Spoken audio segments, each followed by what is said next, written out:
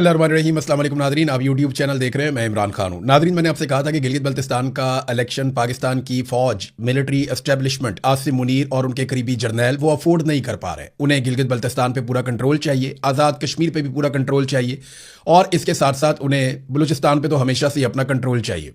ये इलाके बहुत इंपॉर्टेंट हैं और यहाँ पे बहुत सारे जो है वो कारोबार भी हैं, बहुत सारे मुनाफे भी हैं, लिहाजा वो यहाँ पे अपना कंट्रोल लूज़ नहीं कर सकते और वो हर हाल में अपने पसंदीदा उम्मीदवारों को जितवाएंगे।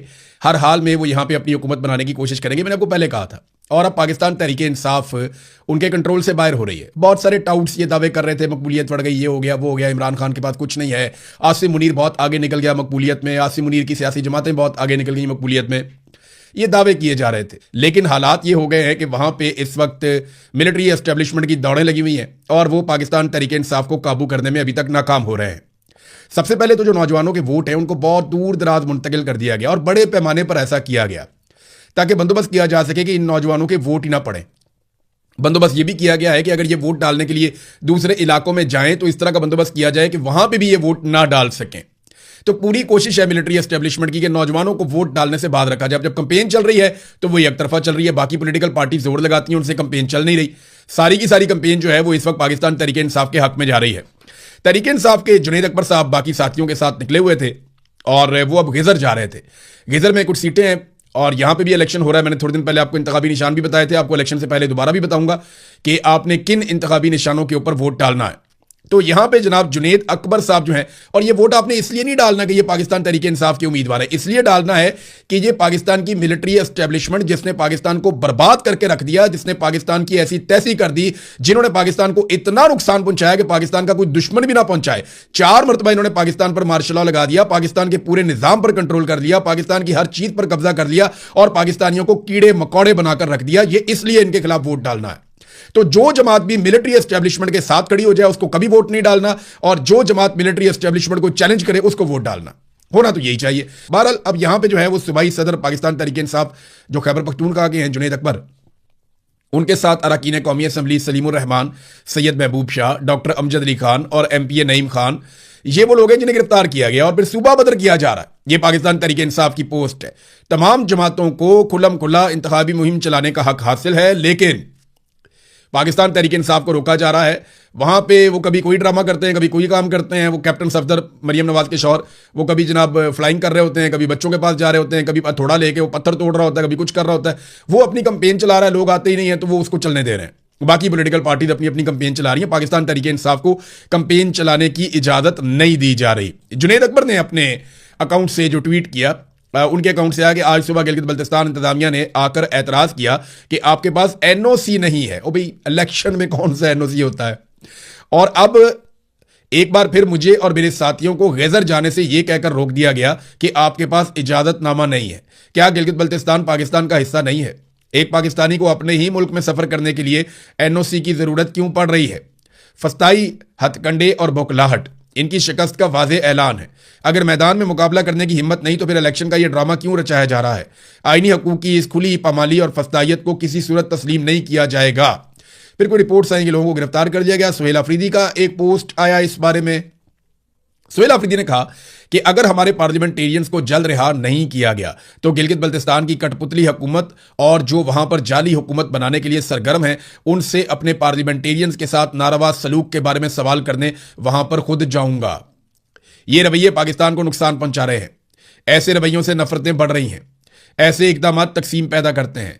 जिनका काम अवामी मैंडेट की हिफाजत है वो हमेशा पाकिस्तानियों के मैंडेट पर डाका डालते हैं। इलेक्शन में लेवल प्लेइंग फील्ड ना देने और जोर जबरदस्ती, जुल्म और जबर से इमरान खान की पार्टी को माइनस करने से जमहूरी निजाम को तबाह किया जा रहा है।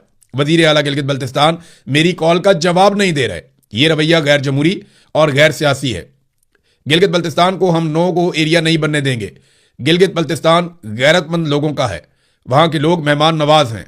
वो अपने मेहमानों की इस बेइज्जती का बदला इलेक्शन में वोट के जरिए लेंगे इंशाअल्लाह। ये जनाब सुहेल अफरीदी साहब का ट्वीट है। हालात नादरीन ये बन गए हैं। हमेशा डाका मारा गया। ये जो 2018 के इलेक्शन में कहते हैं ना इमरान खान के लिए धांधली हुई थी, जरा ये एक फैक्ट है, मैं आपके सामने रख देता हूं और बार बार ये फैक्ट मैंने आपके सामने रखा और अब तो ये बात फाफिन के सरबराह अब्दुल बारी साहब भी कर रहे हैं। फाफिन के सरबराह जो इलेक्शन के ऊपर पूरी तहकीकात करता है और अब वो क्या बता रहे हैं, जरा ये देखें। वो कहते हैं 2018 में इमरान खान साहब 118 नशिस्तें जीत रहे थे। जनरल बाजवा और जनरल फैज हमीद ने 30 के करीब सीटों का नतीजा रोका आरटीएस जब बिठाया गया, जिसको आरटीएस बिठाना कहा जाता है। इसके बाद जब आरटीएस बहाल हुआ, यानी इमरान खान 2018 में 118 नशिस्तें उनको मिली, जनरल बाजवा और जनरल फैज ने 30 के करीब सीटों का नतीजा रोका, जिसमें ख्वाजा आसिफ की भी एक सीट थी, और जिसको आरटीएस बिठाना कहा जाता है। और इसके बाद जब आरटीएस बहाल हुआ तो नतीजा आया तो पाकिस्तान तहरीक इंसाफ की 30 सीटें कम करके मुस्लिम लीग नून के 21 और जरदारी के 10 बढ़ाकर इमरान खान की क्लियर मेजॉरिटी को कम कर दिया गया। पैटर्न यह था कि किसी को क्लियर मेजॉरिटी नहीं मिलनी चाहिए। ये पाकिस्तान की फौज का तरीका वारदात है। इमरान खान जो ले रहा था, फौज जब मैं कहता हूं तो बेचारा बॉर्डर पे खड़ा हुआ फौजी दुखी हो जाता है, तुम्हारा कसूर नहीं है यार, तुम लोग तो भाइयों की तरह हो। ये कसूर है उन जर्नैलों का जो तुम लोगों के ऊपर भी और कौम के ऊपर भी मुसल्लत हुए हैं, जिन्होंने अपने मफाद के लिए मुल्क की मंजी ठोक दी है पकड़ के। ये वो जर्नैलों की मैं बात कर रहा हूं। तो उन्होंने हमेशा यही किया, और पैटर्न ये है जनाब के सादी अक्सरियत किसी को नहीं लेने दी। इमरान खान साहब के पास थी सादी अक्सरियत 2018 में, तो उनको बैसाखियां देने के लिए उनकी सीटें आरटीएस बिठाकर छीन ली गई, और बाद में पीएमएलएन को कह दिया गया तुसी रोला पाई जाओ, विचो विचो खाई जाओ तो रोला पाई जाओ। क्योंकि नून लीग को इसमें से लगभग 20-21 सीटें मिली थी और जरदारी की 10 बढ़ा दी गई थी, तो इन्हें कहा गया रोला डाल के रखो। इस मरतबा फिर उन्हें इसी तरह जाली हुकूमत बना के दी गई। तो जर्नैलों ने हमेशा इनको सपोर्ट ही किया है। लोग पहले समझते थे पाकिस्तान पीपल्स पार्टी इससे बाहर है, जरा पीपल्स पार्टी वाले नेड़े नेड़े हो जाओ और गौर से मेरी बात सुनो, और जरा तवज्जो से बात सुनने के बाद जो है वो अपना फैसला कर लेना। देखिए, मेरा पूरा खानदान पाकिस्तान पीपल्स पार्टी में था। मैंने अपनी जिंदगी का जो पहला वोट डाला वो पाकिस्तान पीपल्स पार्टी को डाला, और हम पीपल्स पार्टी को हमेशा सपोर्ट करते रहे। हमें हमेशा लगता था कि बेनज़ीर भुट्टो पंजाब के ताजिरों से ज्यादा बेहतर है, और उसका नजरिया ज्यादा बेहतर है, वो पाकिस्तान के लिए ज्यादा बेहतर पॉलिसी बनाती है। मगर जरदारी ने आज हर डेमोक्रेटिक आदमी जो है, जो डेमोक्रेसी को पसंद करता है, उसकी नाक काट दी है जरदारी ने। पहले बिलावल ने कहा जी ब्रूट मेजॉरिटी, बहुत तकलीफ हुई। बिलावल ने कहा जी कि डंडे वाली जमहूरियत, बहुत तकलीफ हुई। और अब एस्टेब्लिशमेंट के हाथ मजबूत करने का जरदारी ने स्टेटमेंट दिया। जरा ये जरदारी का आप स्टेटमेंट सुने, बड़ा इंटरेस्टिंग स्टेटमेंट है। जरदारी ने कहा कि हम सब मिलकर एस्टेब्लिशमेंट के हाथ मजबूत करेंगे और मुल्क को भी मजबूत बनाएंगे। यानी एंटी एस्टेब्लिशमेंट जमात, जो हमेशा फौज की सियासत में हिस्सेदारी के खिलाफ रही, वो आज क्या कह रही है कि हम सब मिलकर मिलिट्री एस्टेब्लिशमेंट के हाथ मजबूत करेंगे। यही जरदारी एक दिन कह रहा था ना, ईंट से ईंट बजा देंगे, होशियार होशियार होशियार। फिर नस गए, पहुंच गए जनाब दुबई, वहां से वापस ही नहीं आते थे जरदारी साहब। बतौर सदर इनके अंदर जरूरत नहीं हुई कि ये सामना कर सके, फिर इनको भागना पड़ गया। अब वही जरदारी कह रहा है कि एस्टेब्लिशमेंट के हाथ मजबूत करेंगे, क्योंकि वो अपने बेटे को वजीर आजम बनाना चाहता है। इतनी सी बात है। और अपनी हुकूमत बचाना चाहता है, अपनी साख बचाना चाहता है, और करप्शन के केसों से जान खुलासी चाहता है। इतनी सी बात है। तो जूते पॉलिश करी जाओ और इक्तदार के अंदर बैठे रहो। देखिए, ये लोग वहीं पहुंच गए जहां से जुल्फिकार अली भुट्टो ने आगाज किया था। जुल्फिकार अली भुट्टो ने अयूब खान को अपना डैडी मानकर अपनी सियासत का आगाज किया था। फिर उन्हें अपने इस जुर्म और गलती का एहसास हुआ, और उन्होंने ये दाग अपने खून के साथ धो दिया। तो जुल्फिकार अली भुट्टो को सैल्यूट है कि वो डिक्टेटर के सामने झुका नहीं, उसने ये दाग धोया और अपने खून के साथ धोया। बेनज़ीर भुट्टो ने भी शहादत दी, और वो एंटी एस्टेब्लिशमेंट रही। लेकिन बाद में एस्टेब्लिशमेंट ने जरदारियों के जरिए से पीपल्स पार्टी पे कब्जा कर दिया। यानी जो भुट्टो की पॉलिटिकल पार्टी थी, इस पॉलिटिकल पार्टी पे जरदारियों के जरिए से कब्जा कर दिया एस्टेब्लिशमेंट ने। और आज ये बेटा और बाप दोनों, यानी आसिफ जरदारी और बिलावल जरदारी, इन्होंने मिलकर एस्टेब्लिशमेंट की मदद से पाकिस्तान पीपल्स पार्टी पे कब्जा किया हुआ है बेनज़ीर भुट्टो की हलाकत के बाद। और ये वो सारा कुछ कर रहे हैं जो एस्टेब्लिशमेंट हमेशा से चाहती है।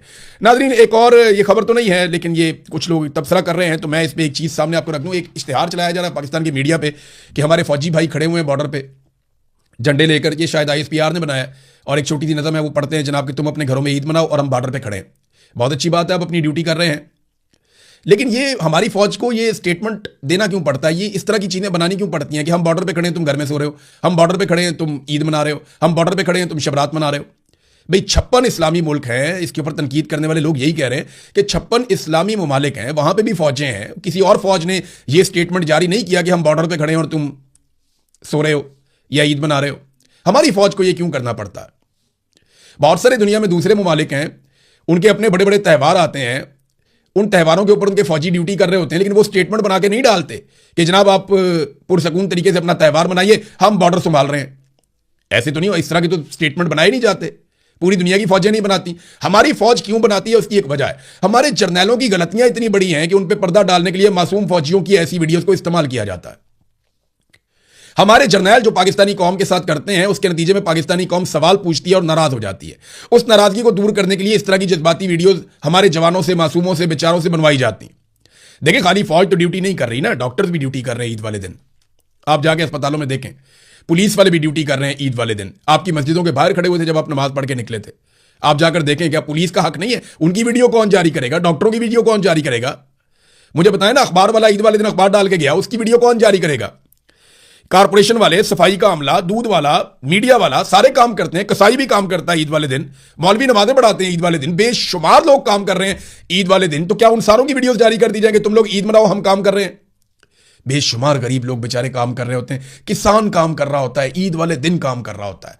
वो जो करता है उससे आप रोटी खाते हैं। बॉर्डर तक पे रोटी जाती है, क्या उसकी भी वीडियो बना देंगे? वो भी ईद वाले दिन काम करता है। एक सहाफी बेचारा ड्यूटी कर रहा होता है, गरीब आदमी, मोटरसाइकिल के ऊपर निकलता है, जाके खबर इकट्ठी करता है कि जनाब बड़े लोगों ने कहां पे नमाज पढ़ी है ईद वाले दिन। तो क्या उसकी भी वीडियो बना दें हम कि जनाब ये ईद वाले दिन काम कर रहा था? खाली फौज नहीं काम करती, सारे ही काम करते हैं। ये वीडियो फौज को इसलिए बनानी पड़ती है बेचारी को कि जर्नैलों ने जो इस कौम के साथ किया है वो उस पर पर्दा डालना चाहते हैं और एक जज्बाती अंसर लेकर आना चाहते हैं। तो लोग अब बहुत समझदार हो गए हैं, लोग इसके ऊपर भी तनकीद करना शुरू हो गए हैं। नाज़रीन, एक और खबर, आलमी मंडी में तेल की कीमतें लगातार कम हो रही हैं और अब लगभग 25% तक कम हो गई हैं, यानी $88 फी बैरल से भी नीचे कीमतें आ गई हैं आलमी मंडी में पेट्रोलियम मसनूआत की। जब आलमी मंडी में कीमत बढ़ी थी ना, तो इन्होंने 24 घंटे नहीं गुजरने दिए, पाकिस्तान में कीमतें बढ़ा दी। लेकिन अब कम करने की बारी है, तो 150 रुपए का लीटर पेट्रोल ये कब करेंगे? सवाल यह है कि इमरान खान साहब $100 फी बैरल से भी ऊपर का पेट्रोल खरीद के 150 रुपए फी लीटर अगर दे सकते हैं, यानी सस्ता पेट्रोल दे सकते हैं महंगा खरीद के, और वो इतना कोई वो नहीं था, यानी इमरान खान साहब उसमें से मुनाफा कम रखते थे। इन्होंने तो लेवियों और टैक्स बहुत ज्यादा लगा दिए। ये आप पेट्रोल के पैसे नहीं दे रहे, आप लेवियों के और टैक्सेस के पैसे दे रहे हैं जो आपको देने पड़ रहे हैं। तो जनाब, आलमी मंडी में जो तेल की कीमत है वो गिरने के बावजूद पाकिस्तान में कम नहीं किया जा रही। अब कम करें ना पाकिस्तान में, जैसे बढ़ाई थी बहुत तेजी से, वैसे ही कम भी करो उसी तेजी से, लेकिन कम नहीं करते ये। नाज़रीन, कपास के बारे में एक खबर मैं आपको बताता हूं। एक्चुअली गन्ने के चक्कर में ना कपास तबाह कर दी इन्होंने पाकिस्तान की। जितनी शुगर मिले है ना, ये बहुत ताकतवर लोगों की है। ये लोग सिर्फ 3 महीने काम करते हैं सर्दियों के सीजन में, ये क्रशिंग के सीजन में काम करते हैं, बेशुमार चीनी प्रोड्यूस करते हैं, बाहर भेज के पैसा कमाते हैं, पाकिस्तान में बेच के पैसा कमाते हैं, और ये इतना पैसा बना लेते हैं कि पूरा साल इन्हें समझ ही नहीं आती कि पैसा खर्च कहां पे करें, और किसान का इस्तेहसाल करते हैं। गन्ना जब तक सूख के बिल्कुल हल्का नहीं हो जाता तब तक ये उसको खरीदते नहीं है वजन के हिसाब से। ये ऐसे जालिम लोग हैं। तो जहां पे कपास लगती थी ना, वहां पे पानी इस्तेमाल किया गया, वसाइल इस्तेमाल किए गए, और वहां पे कपास की जगह पे गन्ना लगा दिया गया। ये गन्ने का फायदा जो है ना, वो किसान को तो होता नहीं है, किसान को तो कीमत मिलती नहीं है, पाकिस्तान को भी फायदा नहीं होता। ये जो गन्ना लगाया जा रहा है इतने बड़े पैमाने के ऊपर, इसका फायदा चंद खानदानों को होता है, जबकि कपास लगती थी तो उसका फायदा ना सिर्फ किसान को होता था बल्कि इंडस्ट्री को होता था, बहुत सारे मजदूरों को होता था, बहुत सारे मेहनत कशों को होता था, और पाकिस्तान को ज़र मुबादला मिलता था जब पाकिस्तान एक्सपोर्ट्स करता था। अब हालात क्या है, कपास की पैदावार 15 मिलियन बेल्स थी पाकिस्तान में, जो कम होकर 2025 में 5.6 मिलियन बेल्स रह गई है, यानी 63% तक कपास पाकिस्तान में अब कम पैदा हो रही है। जो काश्त की जाती थी कपास की, उसका रकबा भी 33% कम हो गया है। 3 मिलियन हेक्टर से कम होकर 2 मिलियन हेक्टर रकबा रह गया है। फिर टेक्सटाइल इंडस्ट्री की ये रीढ़ की हड्डी है। हम कपास मंगा रहे हैं अमेरिका से, अमेरिकन बड़े खुश हैं, और पाकिस्तानी किसान को हमने तबाह बर्बाद कर दिया है। ना उसको कपास लगाने दे रहे हैं, वो गन्ना लगा रहा है बेचारा, ताकि शुगर मिलें चलती रहे इन बड़े बड़े लोगों की, और कौम शुगर के अंदर फंसी हुई है। मेरी पाकिस्तानियों से एक गुजारिश है कि मीठा जरा कम कर दें, आपकी बड़ी मेहरबानी। खासतौर पे चीनी का इस्तेमाल और चीनी से बनने वाली फजूल चीजों का इस्तेमाल आप रोक दें, बंद कर दें, क्योंकि मैं आपके सामने एक डाटा रखने वाला हूं। ये डाटा ये बता रहा है कि पूरी दुनिया के अंदर सबसे ज्यादा शुगर के पेशेंट की जो रेशियो है वो पाकिस्तान में है, और हर बीमारी की जड़ जो है ये शुगर है। हर बीमारी की जड़ ये शुगर है। आप किसी भी डॉक्टर के पास जाएं, उससे कहें मैं चीनी छोड़ दूंगा, आप थोड़े अरसे के बाद चेक करें अपने आप को, दोबारा डॉक्टर के पास जाके आप काफी बेहतर हो जाएंगे। बेशुमार बीमारियों की जड़ ये शुगर है। ये जो लोग शुगर कंपनियों के माने कहना, ये जिनकी शुगर मिले, आप इनको बिठा के कहें ना ये 2 चम्मच चीनी खा के दिखाओ, आप इन्हें बिठा के कहें, इनको पता है ये कौन सा जहर है, ये कभी नहीं खाएंगे। ये आपको खिलाते हैं, ठूस ठूस के खिलाते हैं, और चाय पी लो, और चीनी डाल लो, और चीनी डालो, मिठाई खा लो, जलेबियां खा लो, दूध में डाल के जलेबियां खा लो, पेड़ों में चीनी डाल के खा लो, हर जगह पे आपको चीनी का इस्तेमाल बढ़ाते चले जाएंगे। केक खा लो, ये खा लो, वो बोतलें पिलाते हैं, बोतलों के अंदर भी चीनी तुन के बड़ी होती है इन्होंने।